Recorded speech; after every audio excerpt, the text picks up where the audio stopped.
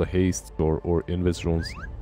They can be so volatile in this type of game, right? Like, because this matchup, like, if one of these sides gets just a small advantage, I mean, the Lina, we know about the kill potential. If the Storm somehow is the one to get the kill, it's not necessarily his kill threat then, it's just the lane dominance followed by the farming pattern. Top lane. Solo. He didn't actually get the rune either. This was a brave maneuver, and one that might cost him his life as the magic missile is off cooldown. And I don't think they didn't even have to spend the mana for it. Nice block coming in from Seiyu to ensure that they save mana. Didn't even skill. Seiyu didn't even skill anything. He still doesn't have Fade Bolt leveled up. He didn't even skill anything. He just right-clicked him to that. Kingar does get that last hit, which isn't really that great. Position 5 getting that first blood. Like position 4, it's awesome. Position 5 not as much. It's okay, but you'd rather give it to that Rubik. He started with boots already, so I guess there wasn't as much imminence, maybe? Yeah. No, that's true. I think, yeah, you're right. In general, like, you want to give it 4, but it's been weird more recently when we've seen a lot more of the 4s picking up these boots right at the start of the game. It doesn't matter. Getting arcanes on Rubik early on would like benefit them a lot on this offlane. It's not even only for the Rubik, it would help out the Panda too. So in that way, like, it would be really good, but it's not that relevant. Like, that first blood, you just take it. Whoever can take it. Usually these teams, like, you just don't want to risk anyone escaping, even when you're body blocking him. You just want to get that kill as fast as possible and move on with your life. It's not that important unless your mid is there contributing. Then you want to give it to your mid, obviously. Okay, that's fair. Yeah, like, you know, King R basically just being a greedy POS, and we know that POS can stand for something. Yeah. All right, so what's happening? Terrorblade and Morphling right now sitting on 7 CS, not being too pressured. The power spike on this bottom lane is basically when Phoenix gets his level 3, as he's gonna be able to burn a lot more damage away from the Terrorblade with the Fire Spirits. I love the double fairy fire as well, just living life on the edge. Yeah, at the same time on that top lane, Morphling RAMZeS is just doing very well versus Madden right now. They might have a kill on the King R here. It's going to be close. He's trying to run away, but Pash is chasing through. Needs one more hit. South comes out. Be careful though. 3 seconds in, they're going to have enough mana for the stun. But yeah, Pasha moves away on time properly. Only a finite hero. The way you have to play Phoenix is... It's kind of an oddity, right? Because you want to be in their face. You're like, I'm a strength hero. My ability to support this. But you're a zero armor hero as well. Yeah, it's not really... You can only be in their face when you have Fire Spirits off cooldown. That's pretty much how you want to be playing with Phoenix, right? If you have Fire Spirits, you want to be as cocky as possible. If you have Dive, you can be in their face. But if you don't have Dive and they catch you, you're as good as that. Especially if you don't have boots. Right now, Pasha does have boots to work with, does have the Fire Spirits as well, and you can see him making an advance on Dream instantly. But he can't dive. That's the thing. He's way too low, so they can't really do a whole lot. And he's still level 2. He needs that level 3 to be able to actually dish out a significant amount of damage. I mean, you're doubling your damage. It's pretty noticeable. Yeah. A Terrorblade, especially after he did have his strength gain reduced again. Yeah, I mean, 560 HP on this hero. He's... Hodos. Oh no, he's down. Oh no. He salved as well. He dove for no one there. Oh, he just got outplayed so hard one-on-one. No one with that last hit there gets the kill on the Lina all alone. He's now half of a level ahead. He's still like behind on CS, but that's a huge kill to get in this map. And on the bottom lane as well, Dream. Yeah, that's punishment under his tower. And that's the level 3 spike. That's the level 3 spike from both of these heroes. You get more damage on the Impale, you get more damage on the level 2 Fire Spirits, and you instantly go and punish them for the kill. They even use the Metamorphosis, so like it's even better for VP. And now, after a very silent start, as soon as they hit their power spike on this offlane, they get a kill, and no one, just a moment of brilliance from him on that mid lane, getting him a solo kill on Kodos' Lina. Like, overall, VP, they have a dream start, considering Morphling is doing well on top lane as well. They have a dream start in this match. And Dream, he has to be careful again on this bottom lane, because they have dive available. They're gonna use it. Go in. Magic Missile comes out. Wave of Terror as well. King R looking to punish Pasha, but he has that Fairy Fire if it's a little bit too close. Yeah, that dive from Pasha, if it was a little bit better, if he do over Dream and stop behind him, then perhaps he could use all of the Fire Spirits properly, but he missed a couple. Dead. He salved as well. Say you at least get the 2 top runes, but this is... I mean, it seems like it's too early to say catastrophic, but the way the Empire drafted, we said they're looking to win these lanes. They're looking to ball out of control, and there's a concern that VP might end up being the ones to do that at this rate. Oh, most certainly. As Dream is being Dolan again on the bottom lane. Well, there's a dive from Pasha. Well, he's all alone. Yeah, there's no escape. This is like the problem of Terrorblade versus Phoenix. Like, this is one of the best heroes to play on the laning stage as Phoenix against. You know, like, you just have so much dot damage that his armor does not work. Especially he has an Urn already as well. Yeah. Like, I don't know how you actually attend to this lane anymore. Do you have to try and maybe bring Rubik down and just try and find a kill? It's difficult because if you bring that Rubik down, then your Panda is gonna remain level 5 for a pretty long time. I think also this top lane that we haven't really talked a lot about. Rubik, he spent so much time messing with Oracle that he wasn't really helping versus the Morphling, right? So the Morphling had just complete free farm. He has 40 CS right now.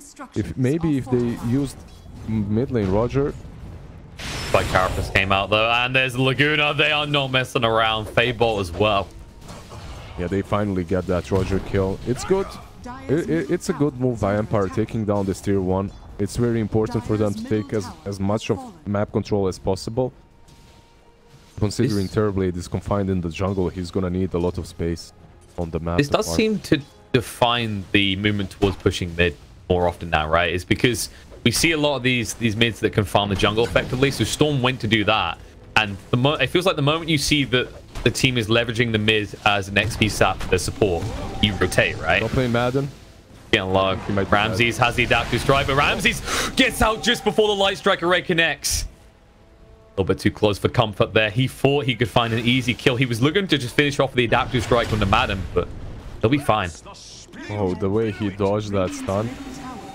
If he didn't dodge it, I believe Vengeful is there. She can follow up with another stun with minus armor. They could have even gotten that kill. Overall, Empire, even though we... Oh no, we got him! What? Oh, King R! The wave of terror, level 3 was enough. I think he just got leveled there. Did he get the full level 5? Even if it was level 2, right? You're a Morphling on no HP. Morphling was on no HP because Oracle was using Fate's Purifying Flames to try and heal him up as much as possible. Which obviously backfired there. And it was all Solo's fault, and he pays the price for it. There you go. After RAMZeS does. I mean, there were some cute little plays as well at the beginning, because what they were doing is they were using Purifying Flames when he was morphed into Brewmaster and then switching for the heals. Meanwhile, bot lane, there's a strike on the Rubik here as Pasha commits the egg, and they might get the tower out of this. They take down Rubik, and they're gonna take the tower. Rubik was basically the sacrificial lamb there, trying to defend the tower for as long as possible, trying to get some experience. Pasha did use his egg there, so that egg is not going to be available for, let's say, some top lane defense, which is also a fair trade for Empire. Pasha is having a great game, but he's still playing versus Alina. This hero at any given point in the game can deal with the egg, but at the same time it's Alina. You have Storm to jumper, you have Nyx to jumper. Storm come towards the top lane here. He might actually go and defend top. They aren't pushing hard enough, and just have a look at Madden's XP. They actually can't commit to that push because of how close he is yet so far from level 6. Minute 9. I mean, he's had worse times. Like that last game and the game before, I believe it was minute 10 plus that the offlaners got their level 6. Because teams kind of focused on preventing the offlaners from having anything on those lanes. This time around, they're doing a little bit better, both Madden and the Phoenix. Obviously, Phoenix doing great on this offlane of Dire. He also has that Midas, yeah. Almost has that Midas. It's a good pickup. Urn into Midas is one of my favorite builds on Phoenix too. It just like that Urn helps you a lot in the laning stage, gives you that bonus damage, especially if you're having a good laning stage. That Urn makes you pick down any hero, and then you can go into the Midas to scale a bit better too. With timing like this, there can be no complaint either. That's gonna have it by 11-12 minute mark. Yeah, there it is. He's got enough. I was thinking about going for that greedy rune snatch, but you realize that the Lina was down here. Now going towards the Lina. Light Tracker Ray's been thrown out already. She might be in trouble. Throws it onto the Storm. The Laguna's not enough. They're going to move it now. The egg comes out. Vortex to lock the Lina down. Will get the kill. No one wants to go for Save, who is in range of the egg. Just about gets out, though. Goes to the steal. Ends up taking the Remnant. So I guess Rubik's going to go off and farm somewhere. Or is he? Pasha? Okay, he's committing close to Madden. Madden has the split, but it's too late. Pasha reads it perfectly. Is he gonna... Nah, he's not gonna tick out, right? Is he? He is. He's gone. Oh, Pasha. And that's the strength of this Phoenix return early on. He just deals with these squishy supports so easily. Like, this is a dream Phoenix game too. It's a really good pickup in this match. Like versus the Venge, versus the Lina, all these heroes are just so tiny and squishy, and your burn is gonna be felt by them. Living up to expectations so far. Top lane. King Al has the swap. Roger's here though. Light Strike Array on the Morphling, and the damage going to be close. Fatebolt gets it. Seiyu in range. Now the swap comes out into Roger. That's a bonus kill. Thank you very much, they say. The double stun will be enough to ensure they don't just get the Morphling, they get the Nyx as well. Yeah, Roger was sitting behind him, but I think the hero that should be sitting behind that Morphling is most likely the Solo's Oracle. Like Nyx has better aggressive potential, while Oracle is the one that saves, obviously. They're going to punish Lina now. Vortex jumping, coming in. Nice stun with the Impale. Kodo's still alive. Turns around the Light Strike Array and the Laguna. But nice use of the False Promise just in time by Solo. The steal. Says okay, but I refuse to die now. The clap's going to come out, and Solo dragged towards his death. Keep the Storm alive. Now the waveform through. RAMZe's still going. Wants to kill Seiyu, and he'll find it. Split comes out, but way too late to save the life of the Rubik. And RAMZe's, he'll just walk this off. Magic Missile coming out. Wave of Terror.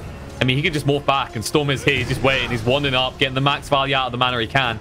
And once this split ends, he realizes it's too late. They're going to dive in, slow him up. Vortex drags back into the burn, and he will feel death tickling at his feet. Yeah, he should have maybe backed out a little bit sooner. It was obvious that he's not going to take down Morphling, so continuing that pursuit was a little bit, you know, wasn't really the greatest play. Roger is lurking around this Terrorblade, but he has no follow-ups. This is basically what I want to see from Roger. I want to see him moving aggressively across the map. Well, this time around he is spotted out, but he doesn't have Vendetta anyway. He doesn't have a TP, so he needs to get out right now, actually. While Oracle should be the one that's sitting behind these cores and preventing them from dying. Oh, shifting the focus a bit back to Pasha. I mean, this seems to be like, I think we're talking about the Phoenix a lot. I know you love Phoenix, but it's a justified subject, this game, because he's been playing fantastically. More to the point, he just got level 10, so he has his GPM talent. He has a Midas. This might be an abnormal thing usually to save. I think Phoenix at this rate might end up being the richest person in the game for quite a while by the 20-minute mark. Yeah, I wouldn't be surprised. He's gonna be extremely farmed unless he dies a few times. Like sometimes Phoenix is what they tend to do, like especially in pro games, is you have such a good game that you kind of overestimate your level 1 egg, and then you die in some awkward positions. They've smoked up. They want to fight again, but he still has to be careful not to feed the advantage that he's been given on this bottom lane. He needs to be careful with the way he uses that egg. He's itemizing properly though. You're gonna have the Shivas versus the Terrorblade versus the Lina. Vengeful Kingar. Just look at his positioning. It's so good. He's gonna break that smoke. That scan also scan them out, so they know exactly what's happening. And just good positioning by Kingar. You can see that he's using Wave of Terror as well to scout out around mid. Good restraint from VP to back off at that stage. Like a lot of teams, you usually see them in that scenario as 5 men going towards that T1 tower. They'll feel the need to commit for it.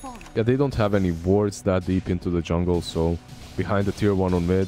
So that rotation, if they did manage to get a kill, this is a fresh ward, by the way, the R1. Yeah, he played that. They tried to get value out of the smoke. Yeah, so if they manage to get the pick off, even on Avenge, they probably would collapse on this tier 1 afterwards. But without getting that opening kill, that would be a little bit too greedy, so they decide not to. They might come back soon. I mean, that ward is there for a reason. They're going to try and find someone just farming the primary jungle. But so far, Dream has done a good job after the lane phase of just dodging that era, just making sure he's in the safe triangle, playing around part of VP's jungle. How's his Terrorblade? His Terrorblade is still on top of the network. Like, I mean, it is a Terrorblade. It's expected. You have illusions to farm with. Your farm should be a little bit better, even with 0-2, than the farm of most of these heroes on the map. However, they're collapsing right now on this tier 2 on top. All 5 of them, actually. Yeah, BP are coming. They have good sentries. They spotted out Roger. They're very close to having level 2 egg on Pasha, actually. So he hits 1-2 more creeps, they'll have that. And at that stage, Empire are going to struggle to find into this. At that stage, there's not many people that can actually burn through that egg quick enough. Yeah, he has recipe for Shivas. He has Blade Mail too. Man, I don't want to be talking about this Phoenix too much, but he's having such a good game. We don't really see Phoenix so often in pro games. Oh, top lane Roger. Yeah, he's pretty deep. Magic Missile's going to come out, have Vendetta for 20 seconds, and no Spike Carapace means that Kodos will get the kill with the Dragon Slave. Yeah, it's a pretty good pickup for them. Nice kill. They're pinging out Pasha too, but it's hard to approach him as he has this ward. They think, like, Lina is thinking, alright, I'm sneaky. I'm gonna get him with the night vision. But this lane ward on top lane from Dara just scouted her out. So couldn't really get anything done. Have to be careful. There's gonna be diving. Egg gets dropped straight away. Kodos down half HP due to the adaptive strike. Uses himself, but when he comes down, he just sets up the stun perfectly. Bye, Lina. And now King R next on the hit list. He can't escape either. Feel that burn. Yeah, Pasha. No hesitation. A mega kill for Pasha and a tier 1 most likely for them. They don't have creeps, so that makes it a bit more difficult, but you can see Roger rotating around the shrine, rotating perhaps behind them. Oh, he's gonna go for Terrorblade, I think. I mean, he got a glimpse of him from the ward, right? Yeah, he did. Okay, but can they kill him before he sunders? He and no one? Nah, it looks like Roger is just gonna stick around mid a bit. No one's thinking about it, but I think you just focus on getting that Orchid complete first. I mean, you can toy with him a little bit, but Dream is hiding in the trees all the time. You, this hero, at this stage in the game, you have a clarity and just use your illusions to farm the waves. Yeah, he TP'd out too. There's a 4-man smoke coming from Empire. They realized, alright guys, we need to do something. It's all on us. Like, VP have been making these movements across the map all the time. We have done nothing. Let's try and kill Pasha. Let's see. Yeah, they're going to go for it. Light Strike Ray comes out. Huge kill for them there. 500 gold going the way of Rubik. They'll know the Roche is going on, but 40 seconds without Phoenix, and it would have been 30 seconds without Egg anyway. Yeah, he can perhaps buy back, but they're just not in a position to fight around this pit. And because of that, that Empire smoke is gonna be like very good as they take down Aegis 18 minutes in. They give it to their Terrorblade that's building towards that BKB now too. Overall, once he gets that BKB, it's gonna be a bit harder for VP to take him down, as he's gonna be immune to the magic damage of the Phoenix, of the Storm. And speaking of this Storm, I mean, his Orchid targets are going to be diminishing because of that BKB pickup. I guess maybe, does it feel like Storm's, their actions are more predictable in terms of item builds than before, because Bloodstone, it doesn't really get as value like it used to until later in the game? Yeah, I mean, you can still go for it, but it's not as valuable as you said. He's getting that Orchid because they were in front, and he thought perhaps he's gonna get it before these big pickup items come on the side of Empire, like BKB's Yules. Obviously, it didn't really work out, not so far. Sayu has his blink as well. He just picked it up. Not bad timing considering how this went for Empire. So big power spikes incoming from them, and on the back of an Aegis, maybe they can look to get out on the map, just burn through VP's remaining outer tower. Radiant's bottom tower is trying to get rid of this mostly useless tower, but I guess with this many heroes here, they can try and force Empire back towards bot lane after they take this tier 2 top. Radiant's bottom tower has fallen. No, they're just gonna trade tier 2 for... They have Aegis. It's not really that great for Empire, but the team fight of VP is very strong, even versus an Aegis. They have to be careful. There's a BKB completed on Terrorblade. This also gives them another way of killing that egg off.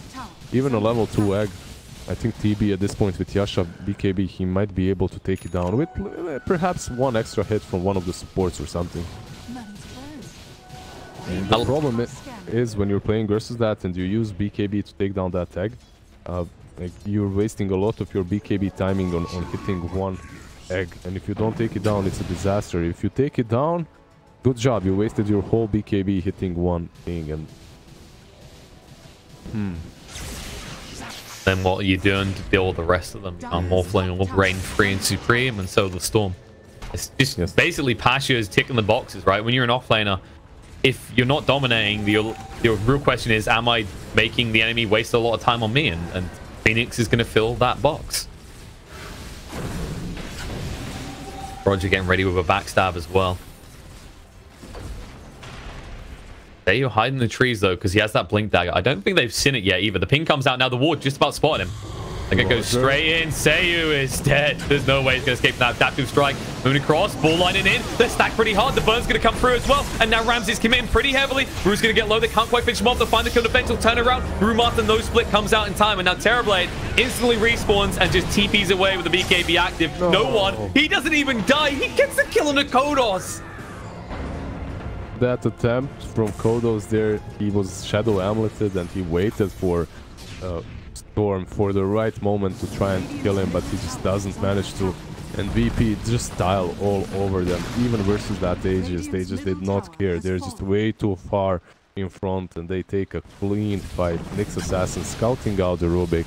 Then Storm and Morphling with the Lincolns and with these builds, they just ran all over them. Empire, I believe they just, like, remember what we said, they needed to have a good laning stage. They needed to be the ones dominating VP early on. They definitely did not need to be playing versus a level 15 Phoenix like minute 19 in with Shiva's completed Midas and an urn. Pretty brutal. I mean, it has been the story of Phoenix, you know? He's not the quiet hummingbird. He refuses to go silently into that night. Instead, he is just singing a victory tune for VP right now. And 1.6 HP. Do you burst him quick enough? I don't... Like, if you do, the amount you have to commit is insane because you haven't got that magic damage burst to kill him straight away. And he has so much armor. And you have Oracle behind him, plus the Shiva's passive. So, like, how do you burst the burn? Like, he has fire, he has ice. And I guess it's also like it feels like Empire maybe, would you say they're making a mistake in where they're fighting? Or is it just VP catching them in the perfect spot? Because that was a choke point, right? And you're talking about a lineup that has this Morphling, this Storm Spirit, and this Phoenix that can play around the high ground, the low ground so easily. Usually you want to take that spot as a team that has taken down Aegis, has taken down Rosh, and is looking towards fighting around the tier 2 mid and taking down the tier 2. That choke point on the high ground, especially because they warded it, is strategically good for you. However, there's a lot of mobility on VP and they didn't respect that. Like the Phoenix with the dive, the Vendetta Nyx, and then also obviously the Storm jumping in. The Nyx they know about. They just found him. By character buys a little bit of time. Laguna got commit though. They actually bait him in, going for the back line. Empire are in trouble. They're going to lose their Rubik, and they've already lost the bench. Now pursuing for more. RAMZeS getting pretty low. Needs to be careful of Dream here. Switches back to the Morphling, and now it's going to go full strength. We'll wait for him away. They're wasting the BKB of the Terrorblade. All they got so far was the Nyx. They need more. No one stands up against this. Is going to back away now. Pasha stunned up. In trouble. He will get the egg out in time. They're going to focus it down, but there's the Vortex coming through. Is it going to be enough? They're going to be selling this up. Lena, she's dead. The egg is going to go pop. Terrorblade, he's gone. They don't even get a chance to get rid of it. Instead, it'll be VP getting rid of the entirety of Empire, and that was all off the back of Empire striking at Roger. It was basically Roger running into them, making them think that they get a free kill, and then instantly everyone from VP just shows up. They demonstrate the power of this high mobility lineup. Their catch-up way too good. The way they fought around that shrine too, like making Terrorblade waste that BKB before they use their big spells. Also the way they fight around the egg, the way they help each other out, the way they communicate in a matter of split second. There's a Storm pulling the Terrorblade. There's Oracle using Fate's Edict on the Panda, so he cannot hit that tag. That tag survived, I believe, on 2 hits. If that tag instantly falls, they can turn on the rest of them. Storm was not working with a lot of mana. I believe one of the biggest strengths of Phoenix when he uses that tag is the fact that it's literally a taunt, right? It forces the enemy team to attack it. If they like it or not, you have to focus it. You don't want to be dealing with another full HP hero after the egg pop. Refreshed full HP hero. So like a large axe presence. I mean, big, like you said, they were just so in sync. The way that no one played that final moment as well, because he threw out the silence on the Lina so she couldn't spam spells to get the extra attack speed, and then instantly just grabs the Terrorblade knowing actually he's going to be attacking faster at this stage. The synchronicity, the level of VP are communicating on, you expect this from these guys who are making it to so many finals in the majors, but Empire just seem helpless in the face of it. Nah, you expect it, but at the same time, it doesn't matter that you can't be in awe when you're. I mean, we got used to. I think this whole community got used to seeing these big plays that we don't appreciate them as much, right? As we get numbed by it, right? Like you get a little bit numbed by it, exactly. But as an ex-pro player or someone that's still striving to be one, seeing them execute these team fights so properly, it just gives me the chills. I just love seeing it. Fanboy confirmed here. Maybe for good reason. It's not. I'm not fanboying. You're a Phoenix fanboy. That's what it is. No, I'm not fanboying I know. a team. I'm fanboying the play. You know, I'm fanboying the execution. The same way I fanboyed them Empire when they were taking down Morphling the top lane or something. That's fair. Like sometimes people think casters, like you see the comments caster bias. We never bias actually. We just like good players. I mean, we have not. It's not like we're doing 3-2-2 bets. We don't have any chips in the game. We just want good Dota, and VP are delivering that right now. Oh, you didn't? You don't have any chips? I'm kidding. It's maybe some diversified portfolio. We don't get into that. Nothing going on. Okay, betting is not allowed, guys. Bad with DPC. So Terrorblade is trying to split push them, and he does push very fast. He's forced a lot of them back, actually. Yeah. They went completely back.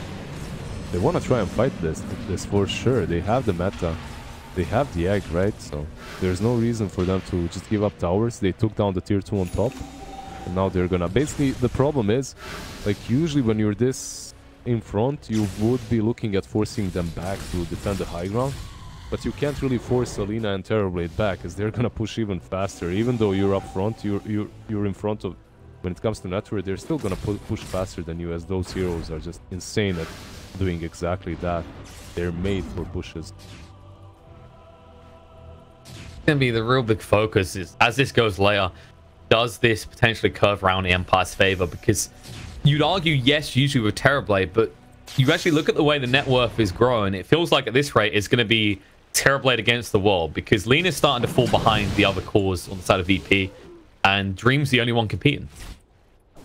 Once he gets that BKB on Lina, it opens up different possibilities for them, different ways of playing out these team fights, which is really important for Empire, as you're gonna have another item to deal with the Orchid. You're gonna have another item to deal with the burst magic damage from Virtus.pro on another core of yours. That's another power spike for Empire. However, is she even gonna get that BKB? Because they're moving into the pit, they're taking down that Rosh. They are scanned out, but it doesn't look like Empire is ready to fight this. They would have to all port there, and they're just not in position. Basically, going to be 3B for VP as the lanes are pushed in, so it's not like the side of Empire can find value elsewhere on the map. Nicely read by VP, nicely set up, and I think you're right. Like, is this game going to last long enough? I mean, he's getting close to that BKB. I guess your big concern is this game's priority shifts, right? Because so far, VP have been able to be in a scenario like we saw Nyx, where they can let Empire initiate first and react and be so potent. But once that BKB is online, you've got 2 magic immune targets on Empire. Does that suddenly change the priority? Does it suddenly become a case of whichever team gets the first jump is going to have the advantage? Not necessarily right now, as there's Aegis and Cheese on the side of Virtus.pro. Perhaps in 5 minutes, once that Aegis is reclaimed, it's going to be that way.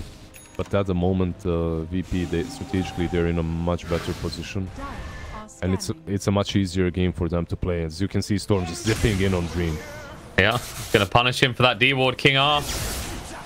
He will die, and Roger was even there to ensure the stun control was good enough. Just in time for the runes. He didn't even see them, by the way. Nyx was not giving vision. Nyx was super far away, so he just zipped in because he knew that one of them is going to be around that bounty rune waiting for it to spawn. He just jumps in and he gets a kill. Was it a sentry they were dewarding in the river? Yeah, they were dewarding stuff, so that might have been an obs, but I think it was a sentry. Yeah, that gave them some vision, I think. Yeah, he just jumps to the high ground because he's like, okay, Venge is here. I need to make sure I can see what's on the high ground and close enough to stun. That's fair. All right. For that next fight, we are gonna see Lina having that BKB, as he needs what, 20 gold more. He should have it. Storm's close to 20 as well. Do you take the... I think the Vortex is worth taking this game, or are you definitely in on the attack speed? Yeah, you can... It's not the biggest decision for a 20 skill, right? Like, compared to some of the level 20 talents we see in the game. For example, if you look at Phoenix, like, wow, stun or dive does it huge. Oh, Yule's coming out. Spot the Morphling. Zip in's going to be there. Just throwing them out. No one doesn't want to commit heavily. RAMZeS going to move away. Drum's activated to make sure that he doesn't take too much damage. He has that E-Blade, so every time they do something like this, they have to be careful of the repercussions. As he might E-Blade you down together with the Storm. Getting pretty deep there. Magic Missile comes out. Light Strike Array follow up. Full line and in. Silence onto the Lina. Gets the BKB. Can't use because the Vortex. They're fighting into this. The Supernova's going to go down. Dream with the BKB. Trying to back up. Will turn around the egg, but realizes it's just too tanky. They have to back away. They lose the Venge. Nothing else, but the split's going to come out. RAMZeS BKB runs out. He'll move away. Cyclone onto the Phoenix in the meantime. They want to try and punish Pasha. They do lose their tier 3 Pasha. Yes, still with the dive and the Aeon Disc as well, as you said. They're just trying to pop that before they go for the stun, but it's a little bit too late. They're going to keep chasing. Split's about to run out. Van is going to back up. A nice stun. Perfectly timed by Roger. He goes in pretty deep. Waveform through. Looking at the back line. Gets to Rubik. Buyback comes out on the bench. And now they're going to get the Brew low. Mana just burns up and dies off. Dream, no BKB to work with. He does have the Sunder, but he doesn't have a good target. RAMZeS moving deeper. Still has the Aegis to work with here. It's going to switch up from the Terrorblade form. He's just going to work on the melee racks right now. Things calm down for a moment here, as both teams have expended a lot of their resources. Yeah, you can see that Dire is respecting the burst damage from Empire quite a lot. Morphling is going in, but he's not going ham. So far, at least. They're not respecting no one. The stun comes through. King R down to half HP. The Adaptive Strike gets the kill and save. Light Strike Array's there. Kodos taking a lot of damage. Will go down. Now they're moving to the back line. Dream. He goes for this underplay, but it doesn't matter. The swap across from King R will save his life, but only for a few seconds. They wipe the entirety of Empire. The whole base is exposed. BP are going to rip right through it as the GG comes out. BP secure themselves a spot at the MDL Disneyland Paris Major. Yeah, it was just a hard hill to climb for Empire. Yeah, they did take down that first game away from VP, but it's the VP's curse. They give you that first game and then they win afterwards. They've actually won so many series in this fashion that it became a meme pretty much. They throw the first game. They warm up with the first